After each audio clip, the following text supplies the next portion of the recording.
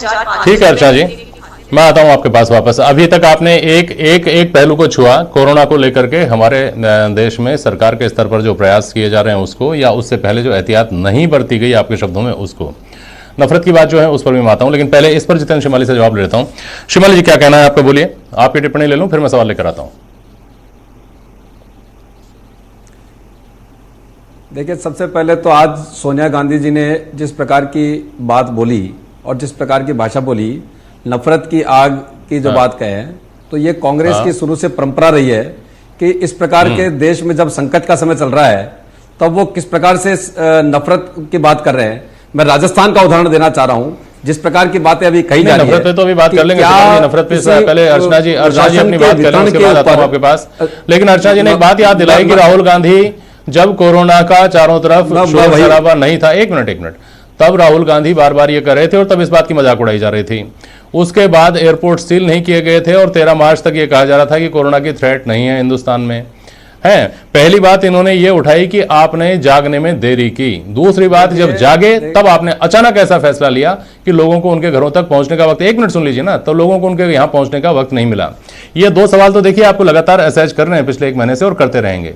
इन दो सवालों के बारे में अगर कोई कॉन्क्रीट बात है तो बताइए शिमाली साहब। पहला, समय रहते हमने इस तरफ ध्यान क्यों नहीं दिया, एयरपोर्ट सील क्यों नहीं किए गए? दूसरी बात, जब लॉकडाउन किया गया तो क्या एक ऐसी व्यवस्था हो सकती थी कि लोग अपने घर पर पहुंच जाते और इस लॉकडाउन को आराम से वो निकाल लेते? बोलिए।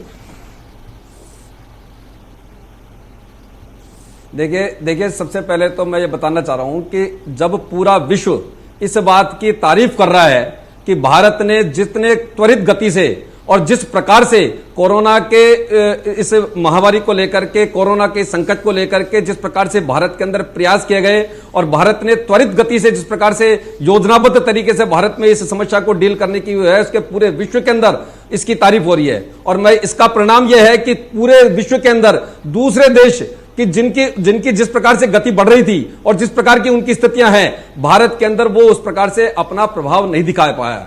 और जहां तक बात ये जो कह रहे हैं, मैं कहना चाह रहा हूं कि इस देश के अंदर इस वायरस को सबसे अधिक फैलाने की जो बात, जिस प्रकार से एक योजना बनाई गई इस देश के अंदर, आप ये देखिएगा कि इस पूरे देश में एक योजनाबद्ध तरीके से कोरोना को जिस प्रकार से जगह जगह फैला करके और जो इस देश का नाम खराब करने के लिए, इस देश में एक भयावह स्थिति बनाने की जो योजनाबद्ध तरीके से जो साजिश की गई, उस साजिश का खुलासा इस देश की सरकार ने जिस प्रकार से किया गया, वह बहुत तारीफ काबिल है। और आज भी इस प्रकार की जो स्थितियां हमारे देश के अंदर चल रही है कि जो हमारे कोरोना योद्धा हैं और उनके साथ में जिस प्रकार की स्थितियां बनाई जा रही है, मैं पूछना चाहता हूं कि आप ये राजस्थान के अंदर इतने जबरदस्त घटना हुई हमारे कोरोना योद्धाओं के साथ में, जब पहलू खान के ऊपर तो ये लोग कानून बना सकते हैं विधानसभा में अचानक ला करके, और यहां ये पूछना चाहता हूं कि इतने समय से कोरोना योद्धाओं के ऊपर जिस प्रकार से हमले किए जा रहे थे, उनके ऊपर क्यों नहीं कानून बनाया? क्यों केंद्र सरकार को त्वरित गति से इसके ऊपर कानून बनाने की आवश्यकता की गई?